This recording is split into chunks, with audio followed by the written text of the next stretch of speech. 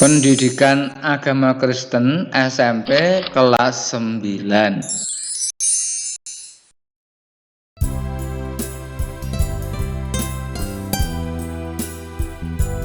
Bab 8. Indahnya lingkungan majemuk.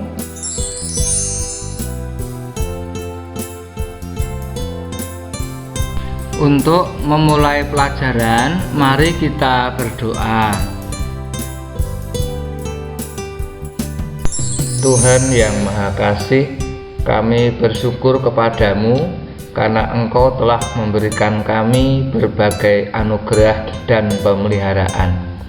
Berkatilah kami semua agar kami dapat memahami kehendak firman Tuhan, terutama kehendak Tuhan atas gerejamu di dunia.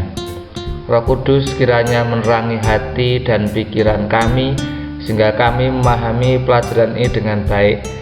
Iman kami dibangun, pengharapan kami tumbuh. Di dalam nama Tuhan Yesus Kristus kami berdoa. Amin. Sebelum lebih lanjut, jangan lupa tekan like, subscribe, tekan lonceng, dan share.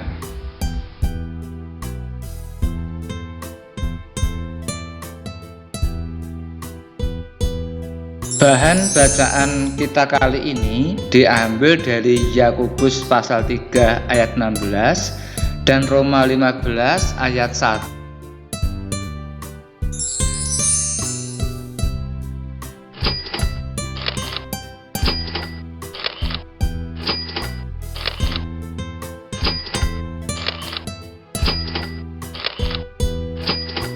Penjabaran.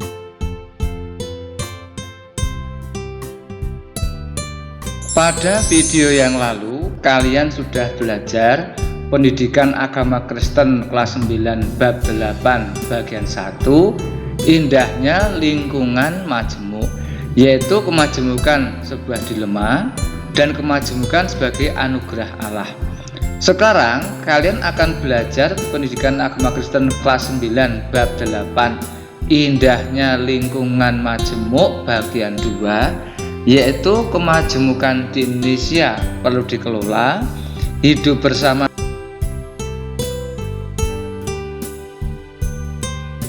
Masyarakat kita terdiri dari berbagai kelompok dan komunitas, suku, budaya, golongan, dan agama sebagai anugerah Tuhan. Tanpa keperbagaian, hidup kita tampak tanpa warna-warni dan akan menjadi kehidupan yang membosankan. Oleh karena itu, kemajemukan seharusnya dikelola oleh semua pihak agar menjadi kekuatan, bukan sumber konflik. Mengapa? Karena setiap kelompok biasanya cenderung menganggap dirinya yang paling penting, bersifat eksklusif atau mengutamakan diri dan kelompok. Oleh karena itu, kita perlu menghapuskan eksklusivisme demi kerukunan hidup masyarakat. Seringkali kemajemukan juga digunakan sebagai sarana untuk memisahkan dan membeda-bedakan, yang akan menimbulkan pertentangan dan pemisahan. Kemajemukan mestinya menjadi peluang untuk maju dan berkembang bersama.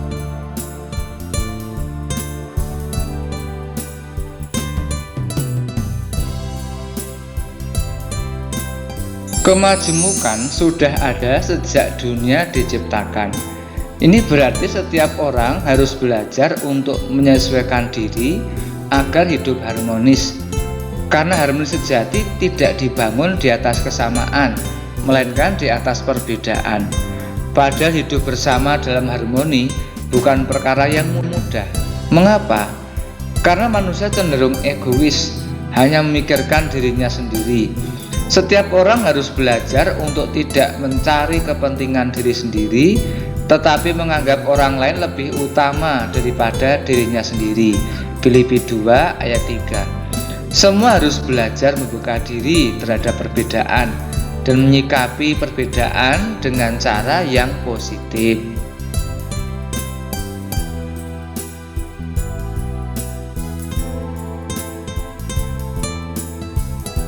Beberapa sikap yang tepat untuk menyikapi perbedaan. A. Pandanglah perbedaan bukan sebagai suatu yang menakutkan sehingga mengancam hubungan kita dengan sesama. 2. Pandanglah orang lain yang berbeda bukan sebagai lawan atau musuh, melainkan sebagai kawan, sahabat, rekan yang harus dikasihi untuk mewujudkan kehidupan yang lebih baik.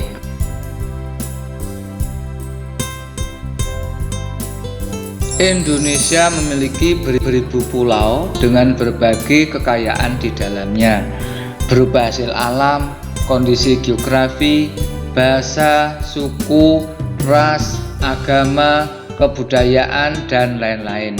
Masing-masing memiliki keunikan tersendiri. Papua memiliki burung cendrawasih dan kanguru. Maluku memiliki kekayaan rempah-rempah. NTT memiliki ribuan jenis kain adat. Kalimantan memiliki hutan hujan tropis. Indonesia terdapat 6 agama, yakni Islam, Kristen Protestan, Katolik, Hindu, Buddha, dan Konghucu. Masing-masing agama memiliki kitab suci, pemimpin umat, tempat ibadah, pelaksanaan ibadah, serta perayaan hari besar. Terdapat juga agama atau kepercayaan lainnya, misalnya komunitas Yahudi, Kristen Ortodoks, agama Bahai, dan berbagai agama suku, misalnya Sunda Wiwitan di Jawa Barat, Garingan di Kalimantan, Parmalim di Sumatera Utara, Marapu di Sumba.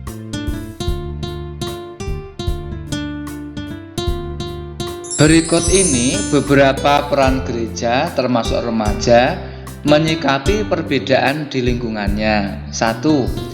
Gereja atau orang Kristen dipanggil untuk ikut serta dalam pembangunan bangsa, menciptakan kehidupan bersama yang harmonis. Karena itu, warga gereja tidak boleh mudah dipengaruhi oleh ajaran yang menyesatkan, fanatisme buta, radikalisme, terorisme maupun pengaruh dari orang dan kelompok yang tidak bertanggung jawab.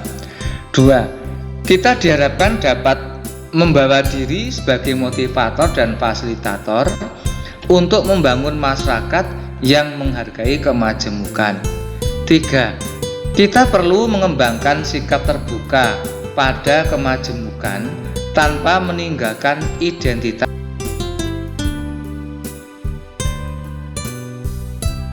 4. Kita perlu mengembangkan pemahaman bahwa setiap agama memiliki 2 aspek penting, yaitu aspek partikular dan universal. Aspek atau nilai partikular adalah nilai yang hanya diterapkan bagi penganut agama tersebut, misalnya doktrin dan liturgi. Sementara itu, aspek universal adalah aspek yang juga berlaku bagi agama lain, misalnya nilai-nilai kemanusiaan, keadilan, kejujuran, kasih, kesetaraan, perdamaian, dan lain sebagainya. Andai semua orang menyadari bahwa perbedaan merupakan kekayaan yang dapat membentuk simfoni, maka semua makhluk dapat merasakan keadaan penuh damai, sukacita, adil, penuh cinta kasih, persaudaraan, kekeluargaan.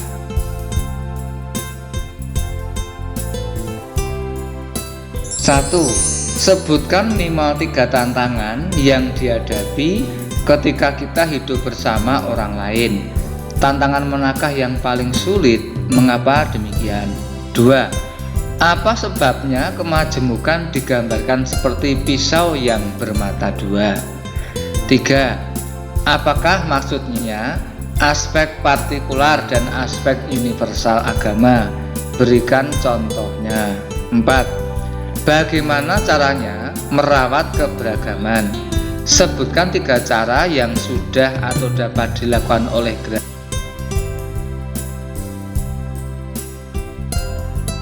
Perbedaan dan kepelbagaian harus diakui sudah ada sejak dulu. Maka kita harus belajar untuk menyesuaikan diri agar dapat berelasi dengan harmonis satu terhadap yang lain. Hidup bersama dalam kemajemukan bukan perkara yang mudah. Sikap yang harus dikembangkan untuk menciptakan kehidupan yang harmonis adalah tidak mencari kepentingan sendiri, tetapi menganggap orang lain setara. Dalam keanekaragaman, kita tidak perlu mencari keseragaman, karena semua diciptakan secara unik. Namun kita harus menghargai bahwa perbedaan itu ternyata indah. Sikap yang tepat untuk menyikapi perbedaan adalah memandang perbedaan bukan sebagai sesuatu yang menakutkan, tapi sebagai hadiah yang indah.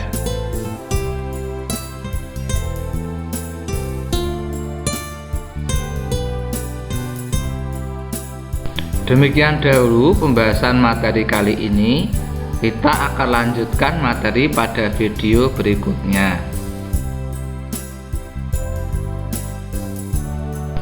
Sebagai penutup, mari kita berdoa. Kita ucapkan bersama-sama doa Bapa kami.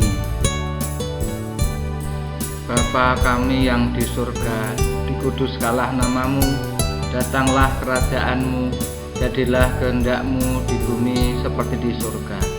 Berikanlah kami pada hari ini makanan kami yang secukupnya, dan ampunilah kami akan kesalahan kami, seperti kami juga mengampuni orang yang bersalah kepada kami. Dan janganlah membawa kami dalam pencobaan, tetapi lepaskanlah kami daripada yang jahat. Karena Engkau-lah yang empunya kerajaan dan kuasa dan kemuliaan sampai selama-lamanya. Amin.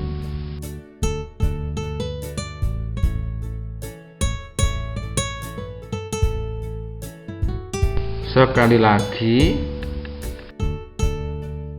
jangan lupa tekan like, subscribe, tekan lonceng, dan share.